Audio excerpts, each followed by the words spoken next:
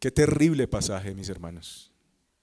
Y necesitamos verlo con nuestra mente puesta en lo que fue las misericordias del Señor para Israel. En las misericordias del Señor para salvar a gente como nosotros, gente pecadora. Teniendo en cuenta las misericordias del Señor, necesitamos ver este pasaje para que así mismo podamos ver la perversión que es darle la espalda al Señor. Se dice que un soldado advertido no muere en guerra. ¿Sí han escuchado eso? Seguramente sí. Y aunque este dicho es muy cierto y sirve para reforzar las advertencias que damos a seres queridos, a nuestros hijos tal vez, lo cierto es que muchos las olvidan y siguen su vida como si no se les hubiera advertido nada y hacen exactamente todo lo que se les dijo que no hicieran. De manera que muchas veces esa advertencia es echada por tierra. Cuando necesitamos recordar el único camino de salvación, que el único camino de salvación es Cristo y que todos los demás caminos terminan en juicio y condenación, es necesario traer a nuestros corazones este mensaje del día de hoy. He titulado esta predicación Un mismo camino, un mismo destino. Y a lo largo de Ezequiel, mis hermanos, hemos visto que el pueblo de Judá necesitaba reconocer sus pecados, los cuales tenían un ingrediente de descaro. Pues a pesar de haber visto el ejemplo de perversidad de su hermana, el reino del norte, Samaria o Israel, aún así ellos continuaron sus mismos pasos, a pesar de haber visto el castigo que Dios le aplicó a Samaria. Ellos siguieron como si no hubiera pasado nada por sus mismos pasos. Pero Ezequiel les va a mostrar que no hay destino diferente para Jerusalén, habiendo seguido los mismos pasos que Samaria. Y el mensaje para ti, mi querido hermano y amigo, en esta mañana, es que si andas por el camino de los perversos, serás juzgado como ellos. Vamos a ver este texto de la siguiente manera. En primer lugar, vamos a ver del versículo 1 al versículo 35, el camino de los perversos. Y del versículo 36 al versículo 49, vamos a ver el juicio de los perversos. Y quiero en cada una de estas secciones explicar el pasaje, porque se nos presentó por medio de una historia de dos hermanas.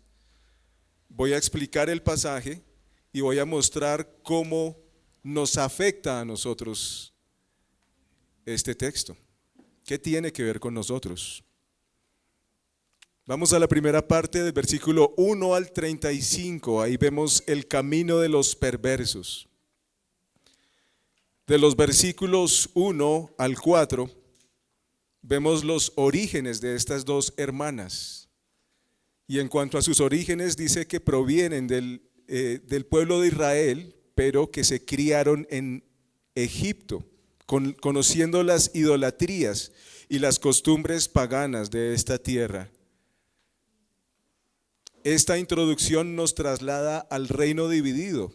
¿De qué manera nos traslada al reino dividido? Pues con los nombres de estas hermanas. Aholá dice que es Samaria, significa tabernáculo de ella. Y Aholibá es Jerusalén y significa mi tabernáculo en ella. Los que conocen un poco la historia, el reino de Samaria, cuando se dividió este reino, ellos mismos construyeron su propio santuario y empezó a crecer una especie de culto paralelo al culto que Dios de verdad había establecido en Jerusalén. Y ahí tenemos a estas dos hermanas, cada una representa un fragmento del reino. El reino del norte, Aholá, y el reino del sur, Jerusalén, Aholibá. Y de los versículos 5 al 10, ¿me ayudas con la presentación? Vemos la decadencia y el juicio de Aholá, es decir, de Samaria. Hay un ciclo de decadencia que marca el camino de Aholá. En primer lugar, de los versículos 5 al 6, vemos que ella se apasionó con sus amantes. Se apasionó con sus amantes. Los asirios, ellos resultaron espléndidos a sus ojos, una más. Y ahí una ayuda para que los padres puedan recordar. Todavía no, yo te voy indicando. Los asirios entonces fueron atractivos a los ojos de esta mujer llamada Aholá. En segundo lugar, y vemos que el pasaje tiene un lenguaje mostrando su descaro. Esta mujer o esta hermana se abrió de par en par al pecado, se entregó a las costumbres paganas y puso su confianza en dioses ajenos. Entonces ahí tenemos una puerta abierta de par en par al pecado. En su corazón, ella volvió a Egipto, versículo 8, según los pecados de su juventud. Es decir, traía constantemente a su corazón aquellas cosas que había vivido en Egipto. Y si usted recuerda un poco de la historia de Israel, tan pronto ellos salieron de Egipto, no fue más sino que empezaran a sentir hambre y sed para decir, en Egipto estábamos mejor. Y entonces constantemente esa rebeldía, ese morar en esa tierra pagana estaba en su corazón. Versículo 9, vemos que esta mujer quedó esclavizada a sus amantes. Quedó esclavizada a sus amantes y en el versículo 10 nos muestra que también ella se convirtió en un ejemplo para que las otras naciones no siguieran sus pasos. Bueno, hasta ahí vamos. Entonces, lo que se cuenta en Ezequiel como una historia de prostitución, lo resume segundo libro de Reyes, 17, 7 al 18. No lo vaya a buscar en este momento. Voy a hacer un resumen de lo que dice ahí rápidamente. Lo que ocurrió, dice que Israel anduvo según las costumbres de las naciones que la rodeaban. Entre esas naciones estaban los asirios. El pueblo de Israel, el reino del norte, desechó los mandamientos de Dios y elaboraron sus propias maneras de culto. Ellos sirvieron a otros dioses, incluso sacrificándoles sus propios hijos. Y con el paso del tiempo, los asirios llegaron a ser opresores de Israel, haciéndolos tributarios. Cuando Israel se rebeló, los asirios los invadieron y los llevaron al destierro en el año 722 antes de Cristo. Ese fue el terrible final del reino del norte. Esto es Aholá. Fue atraída por las naciones que la rodeaban y finalmente paulatinamente fue entregándose a sus idolatrías, sacrificando aún sus hijos y finalmente termina siendo entregada a los que tanto adoró. Los asirios terminan llevándola cautiva. Fíjense que esto termina en ella siendo un ejemplo para que las naciones no sigan sus pasos. Y aún así, el reino del sur, llamado acá Aholibá, va a seguir exactamente sus mismos pasos. Vamos a la siguiente y vamos a ver los mismos pasos de decadencia. En los versículos 12 al 16 vemos también que este reino del sur también se apasionó por sus amantes. Los asirios otra vez le resultaron espléndidos a sus ojos, pero no solamente los asirios, también los babilonios. Entonces ella empieza a agrandar su maldad. Ella empieza a ser peor que su hermana. Versículos 17 al 18, se abrió otra vez de par en par al pecado y se entregó a las costumbres paganas y puso su confianza en dioses ajenos, hasta que se hastió de ellos. Yo no sé si alguien acá puede recordar. Ahora estamos con el gozo de haber sido salvos, pero podemos recordar que un día nos entregamos al pecado hasta que nos hastió. Si usted no ha probado eso, nunca vaya por allá. Pero el pecado no solamente llega a hastiarnos, llega a esclavizarnos, llega a ser nuestro Señor y nuestro destructor. Entonces, versículos 17 al 18, ella se abrió de par en par al pecado, siguió las mismas costumbres de las naciones que la rodeaban, adorando a otros dioses, dándole la espalda al único Dios verdadero, dándole la espalda al Dios que con ternura, si usted recuerda el pasaje anterior, la había rescatado, y de una manera muy gráfica, como un bebé, como un feto tirado en el piso en su sangre, así encontró el Señor a Israel. Y con ternura la recogió, la lavó, la alimentó, la protegió. Pero aquí tenemos la respuesta del pueblo de Israel. No solamente por parte de Aholá, el reino del norte, sino ahora Aholibá haciendo lo mismo, entregándose a dioses ajenos. Y dice estos versículos también que Dios se hastió de ella. Ella se hastió de sus amantes, pero también Dios se hastió de ella. En su corazón volvieron a Egipto. Siguiente. Miren que están siguiendo los mismos pasos. En su corazón volvió a Egipto. Consideró que Egipto sería un amante confiable que le daría mayor placer. Y yo no sé si alguno tenga acá la Nueva Traducción Viviente, pero es muy crudo como narra esos pasajes, esos versículos, para mostrar que cuando nos entregamos al pecado, la mente se empieza a convertir en algo bestial, en algo horrible. Cuando nos entregamos al pecado, la depravación llega a desfigurar completamente la humanidad. Y si miran el lenguaje de esos versículos, es muy crudo lo que dice.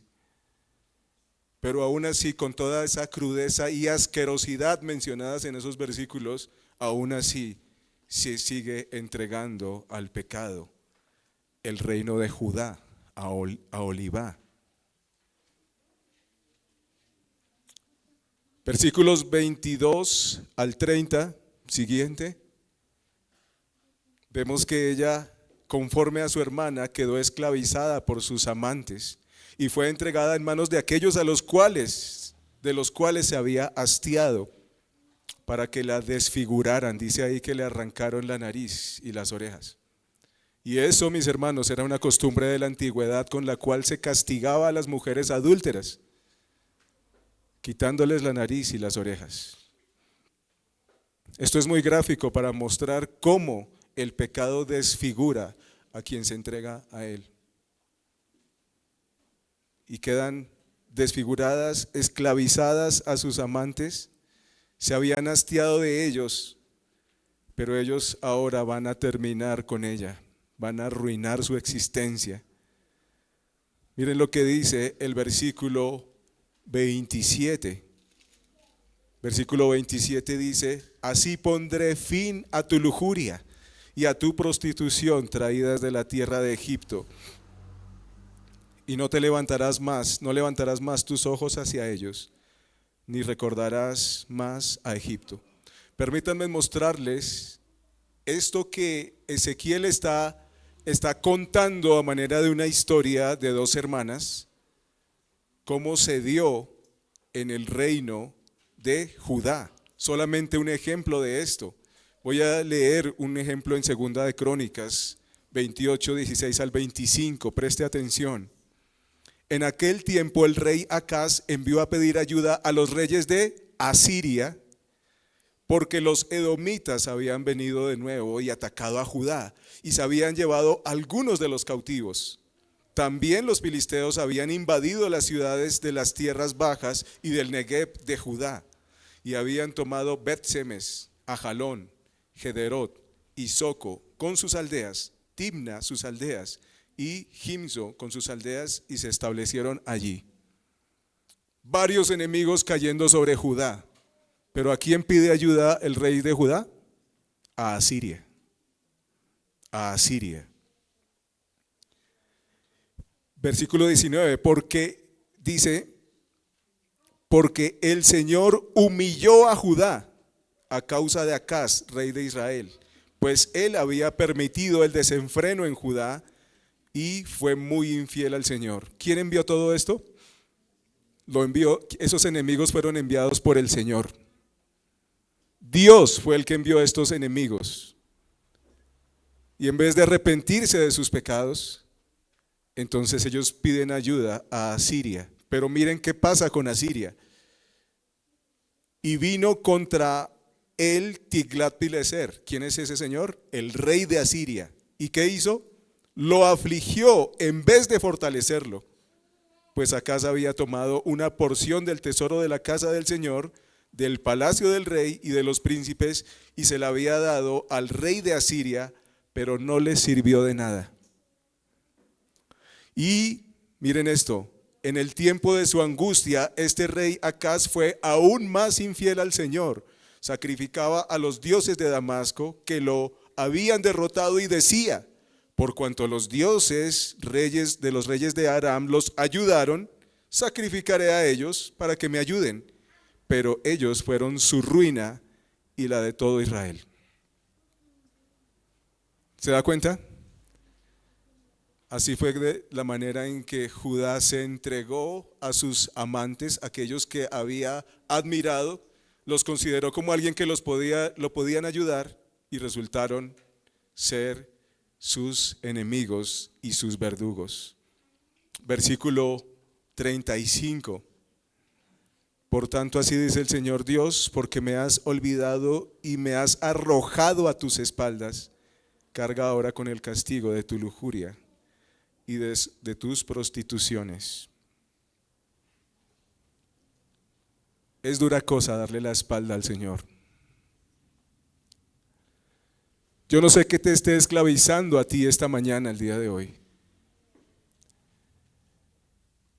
Tal vez piensas que nadie te ve cometiendo tus pecados allá en la oscuridad de tu habitación, en lo oculto, tal vez frente a una pantalla. Tal vez piensas que tu pecado no va a ser conocido y que puedes seguir tu vida como si no pasara nada. Pero Dios lo sabe.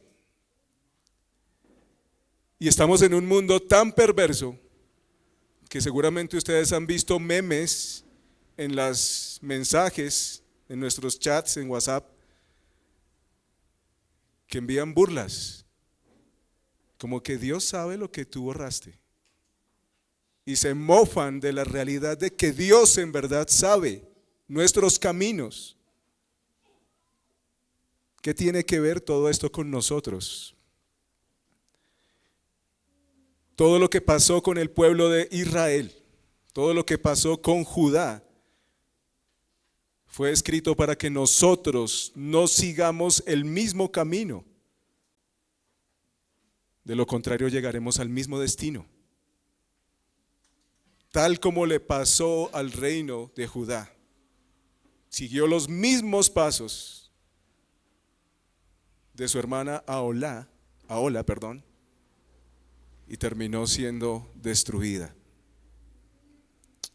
Primera de los Corintios 10, 11 dice, estas cosas les sucedieron a Israel como ejemplo y fueron escritas como enseñanza para nosotros, para quienes ha llegado el fin de los siglos. Nosotros somos la generación del fin de los siglos, ¿sabía eso? No va a haber otra revelación adicional a las escrituras, ya la palabra de Dios está completa. Y estas cosas que estamos viendo hoy fueron escritas para que nosotros no sigamos el mismo ejemplo de perversión. ¿Quiénes eran Aholá y Aholibá? Al principio del texto lo dice. Eran Samaria y Jerusalén. En pocas palabras, eran el pueblo de Dios. Así que este pasaje es para el pueblo de Dios. ¿Por qué estamos escuchando esto? ¿Y por qué seguiremos escuchando advertencias? Porque nuestro corazón es tendiente al pecado y necesitamos andar vigilantes. Amados hermanos, el pecado que para el hombre inicialmente parece placer, para Dios todo el tiempo es asqueroso.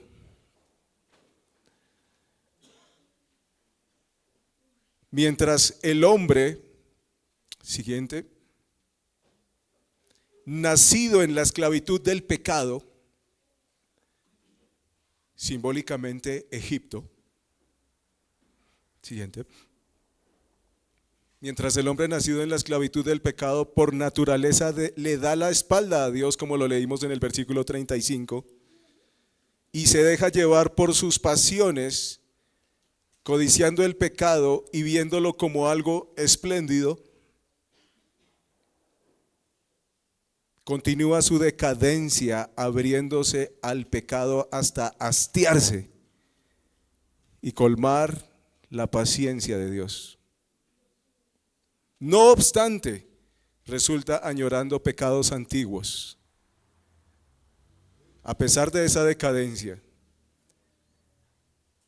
cuando alguien que aparentemente ha escapado del pecado suele entregarse otra vez a él, la palabra de Dios dice que su estado es peor después. Resulta añorando pecados antiguos. Como resultado, Dios usa el pecado cometido como el juez y verdugo del que lo comete. Así que aquello a lo cual nos entregamos deliberadamente, dándole la espalda a Dios, se convierte en nuestro verdugo. Eso es lo que pasa. Esto es lo que está mostrando ese ciclo. Así que el pecado que inicialmente el hombre ve como algo apasionante, así como estas hermanas ven a estos soldados asirios, oh, qué ropa, qué vestidos, qué porte, y resulta dándole la espalda a Dios y siguiendo todas sus costumbres. Estos se van a volver en contra de ella, desgarrándola. Este texto varias veces cuenta de una forma muy cruda cómo sus prostituciones inician vendiendo su cuerpo a estos amantes. Pero si usted prestó atención a la lectura, estos pechos que inicialmente fueron acariciados por sus amantes terminan siendo desgarrados. Es muy crudo este pasaje, como grave es el pecado. El pecado que inicialmente se ve algo apasionante, Dios lo convierte en una copa amarga, vergonzosa y desgarradora. Todo el que le da la espalda a Dios debe cargar con su castigo. Por eso ustedes ven que en este ciclo de estas dos hermanas finaliza en una copa. ¿Por qué una copa? Pues el pasaje nos muestra una copa, versículo 31. Has amado el camino de tu hermana, por eso yo te pondré su cáliz, es decir, su copa, en tu mano. La copa va a ser puesta en la mano de Judá. Yo tengo una pregunta para ustedes, mis hermanos y amigos. ¿Qué es lo que te está seduciendo actualmente? ¿Qué es aquello que brilla en tus ojos y que te está haciendo alejar del Señor? ¿Comienzas por no congregarte? Comienzas por empezar a negociar algunos mandatos del Señor. Estos sí los puedo obedecer, pero estos sí pueden ser negociables, como lo vimos en la predicación pasada. ¿Qué es aquello que en tu vida toma el lugar que debería tener Dios? ¿Qué ídolos compiten con nuestro corazón por el lugar que le pertenece solamente al Señor? Las redes sociales, las historias románticas, queridas hermanas, ¿te apasionan? Los videojuegos, la comodidad. Vimos en la escuela dominical que podemos caer en un ciclo pernicioso que no sirve para nada. Toca trabajar para ganar más plata, para conseguir muchas cosas, una vida sin propósito, una vida sin metas que honren a Dios. ¿Acaso el ídolo que está gobernando tu vida es el trabajo? ¿O la diversión? Esta mañana Davidcito decía en la escuela dominical que estamos en medio de un mundo diseñado para hacernos perder el tiempo. ¿Cuántas plataformas de videos tenemos? ¿Cuántas plataformas de películas y de series? ¿Cuántas más necesitamos, mis hermanos? ¿Cuán fácilmente entran a nuestros ojos tan delicadamente por medio de todas estas series y películas cosas que Dios abomina? ¿Cuán fácilmente nos resultamos asociando con la violencia, con la maldad y con las blasfemias contra el Señor? Pero como estamos pagando y ya comenzamos a ver esa serie, toca seguir viéndola. No vamos a perder la plata. ¿Cuán fácilmente nos esclavizamos? Pero si consideramos que es legalista que un hermano te invite a leer la palabra de Dios. Eso sí es lo que consideramos legalista. Pero reunámonos para orar. Eso sí lo consideramos, que es como muy legalista, como muy espiritual ya, muy exagerado. Y en el mundo la gente que me rodea, algunos dicen que son cristianos. Dicen, sí, yo soy cristiano, pero lo que pasa es que yo no soy fanático. Qué fácilmente nos mezclamos con ellos y perfectamente nos podríamos confundir, recibiendo en nuestros corazones toda la inmundicia y todo lo que Dios detesta. ¿Amas la seguridad? ¿La seguridad es tu ídolo?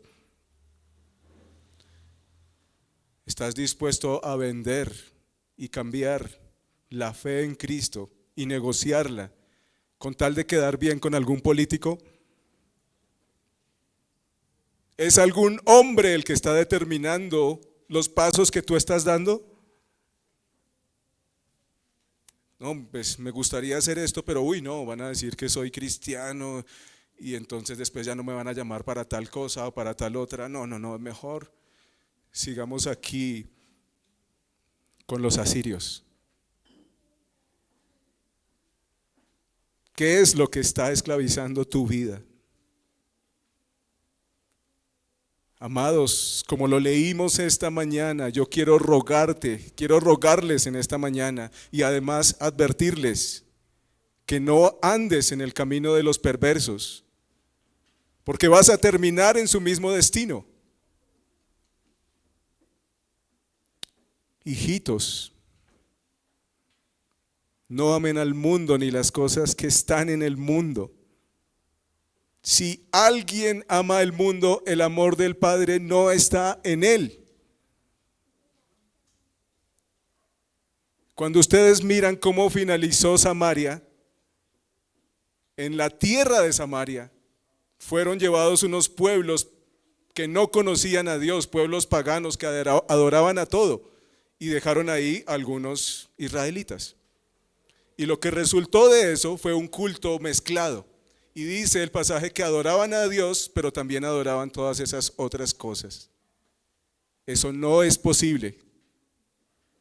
No es posible. Si alguno ama al mundo, el amor del Padre no está en él. Una pasión, un amor desplaza al otro.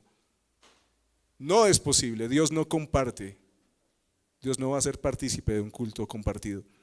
Así terminó Samaria, en un culto compartido, creyendo que servían a Dios y podían servir a sus ídolos. No es posible. No es posible. Si alguno ama al mundo, el amor del Padre no está en él, porque todo lo que hay en el mundo, la pasión de la carne, la pasión de los ojos, la arrogancia de la vida no proviene del Padre, sino del mundo. Y el mundo pasa y también sus pasiones, pero el que hace la voluntad de Dios permanece para siempre. Si andas en el camino de los perversos, serás juzgado como ellos. Esto nos lleva a nuestra segunda parte, versículos 36 al 49. Esto es como otra sesión del tribunal. Si usted ha estado atento a Ezequiel, hay varios capítulos que comienzan con una frase: ¿y tú, hijo de hombre, vas a juzgarlos? Entonces hazles saber sus abominaciones. Esta es como la tercera vez que se repite esa frase. Es como si fuera una escena de juicio, como estando ante el tribunal. Y entonces, en este caso, Ezequiel cumple la función como de alguien levantando cargos y también alguien que dicta la sentencia. Estas dos hermanas han olvidado al Señor y lo han arrojado a sus espaldas para cometer todo tipo de adulterio e injusticia, manchándose de sangre, incluso la sangre de sus propios hijos, para ofrecerlos a sus amantes. Versículo 37. Han cometido adulterio y hay sangre en sus manos, han cometido adulterio con sus ídolos, y aún a sus hijos que dieron a luz para mí han hecho pasar por el fuego como alimento para los ídolos.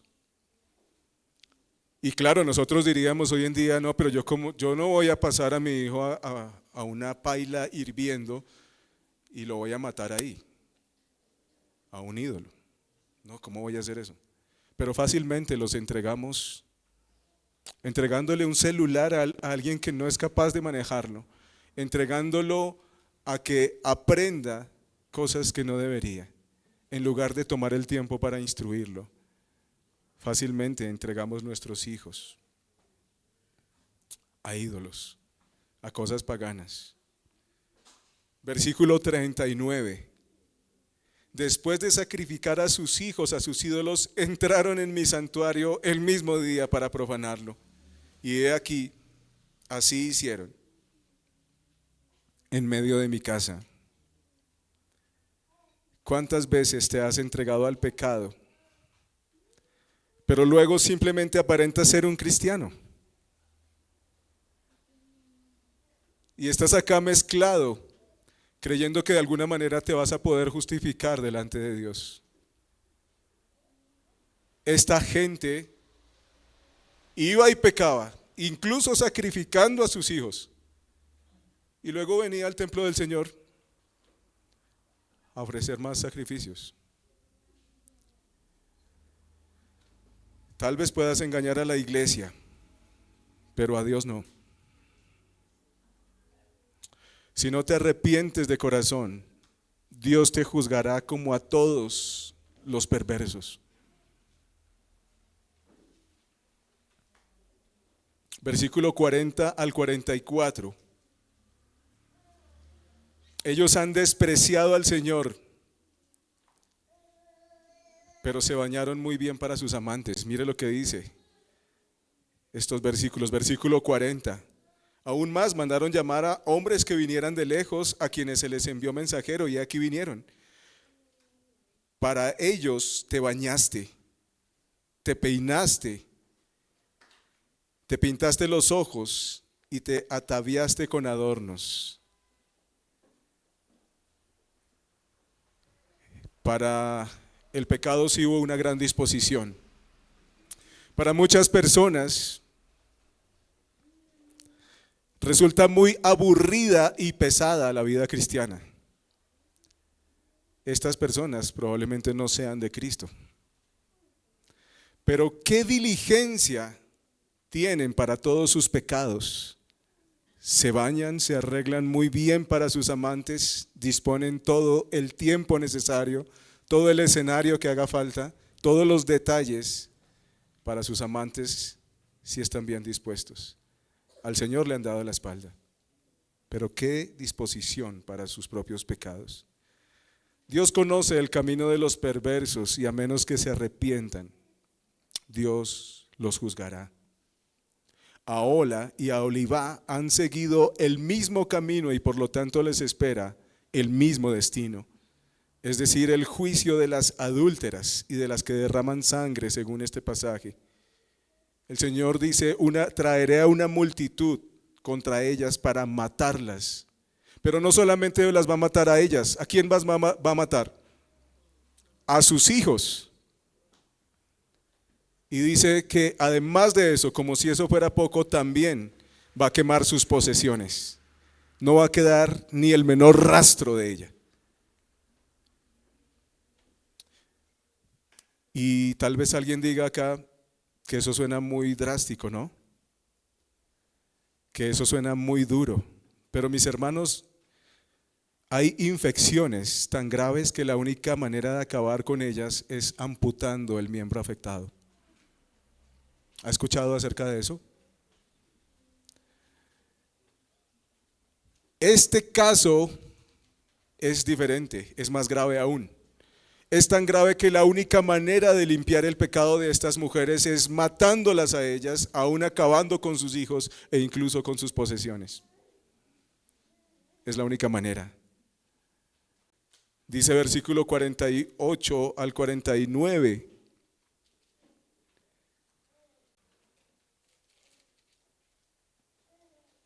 Y haré cesar la lascivia de la tierra, y todas las mujeres serán advertidas, y no cometerán lascivia como vosotras. Y recaerá vuestra lascivia sobre vosotras, y cargaréis el castigo de haber adorado a vuestros ídolos. Y así sabréis que yo soy el Señor. ¿Suena esto muy drástico? ¿Qué drástico es el Señor? Si esto nos suena drástico es porque probablemente no hemos considerado la santidad de Dios. No hemos dimensionado su gloria y su majestad.